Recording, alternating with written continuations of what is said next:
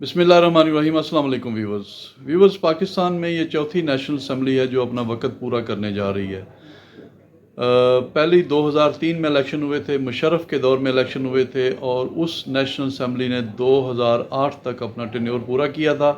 और उसके जो पहले वज़ीर आज़म थे वो जमाली साहब बने, फिर कुछ अरसे के लिए चौधरी शुजात वज़ीर आज़म बने और फिर जो इम्पोर्टेड थे शौकत अज़ीज़ वो वज़ीर आज़म बने। शौकत अज़ीज़ वो वाहिद वज़ीर आज़म पाकिस्तान के बने जिनको जितवाया गया इस नुक्ता नज़र से कि इनको वज़ीर आज़म बनवाया जाएगा, और जिस दिन वो वज़ीर आज़म की उसका टेन्योर ख़त्म हुआ अगली फ़्लाइट लेकर वो पाकिस्तान से चले गए और आज तक वो पाकिस्तान में वापस नहीं आए। मुशर्रफ के वो बहुत ही फेवरेट थे।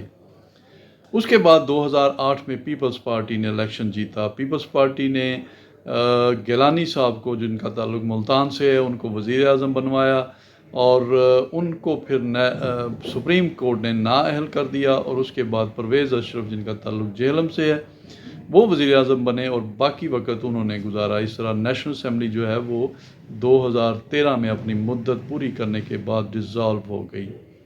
उसके बाद नवाज़ शरीफ वज़ीर आज़म बने। नवाज़ शरीफ को भी सुप्रीम कोर्ट ने नाअहल कर दिया।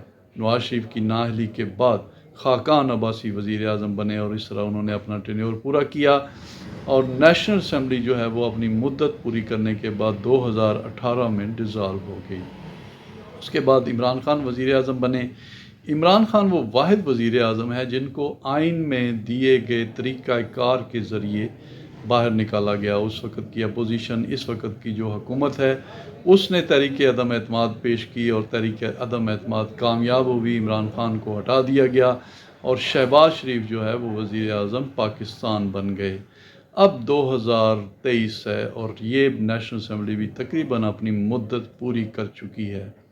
अब जो बेसिक प्रॉब्लम है वो है निगरान वज़ीर आज़म बनाना है। निगरान वज़ीर आज़म के लिए इस वक्त जो टॉप का नाम जा रहा है वो इसहाक डार है। इसहाक डार जो है वो मुस्लिम लीग नून के इस वक्त के वज़ीर ख़ज़ाना भी हैं और आप कमाल देखिए कि वो वज़ीर ख़ज़ाना हैं, हालांकि न्यूट्रल होना चाहिए निगरान वज़ीर आज़म, लेकिन वो वज़ीर आज़म हैं, वज़ीर ख़ज़ाना हैं। उनका नाम पुट किया गया है और पुट किन को किया गया है? अपोजिशन लीडर को नहीं, जो हुकूमत में है। यानी हुकूमत जो है वो हुकूमत से मुज़ाकरात कर रही है और ज़रदारी साहब के सामने ये नाम पुट किया गया है और ज़रदारी साहब जो है अब अगर इसको ग्रीन सिग्नल देते हैं तो फिर वो वज़ीर आज़म, निगरान वज़ीर आज़म बन जाएंगे। निगरान वज़ीर आज़म जो है वो उसका जो मैंडेट होता है वो सिर्फ़ इलेक्शन करवाना होता है, लेकिन इसहाक डार का नाम आने के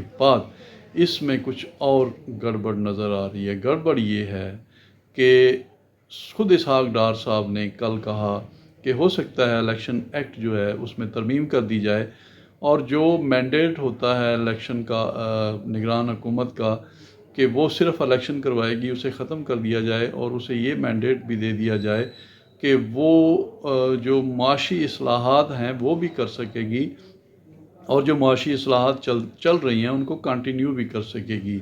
आपको याद होगा कि 2018 में जो वज़ीर आज़म निगरान बने थे उनके दौर में भी IMF से कोई एग्रीमेंट होने जा रहा था, लेकिन उस वक़्त के वज़ीर कानून जो थे उन्होंने ये कहा था कि ये बिल्कुल गैर कानूनी होगा, इसलिए फिर वो ना हो सका। लेकिन इस दफ़ा बाकायदा इसकी तरमीम की जा रही है।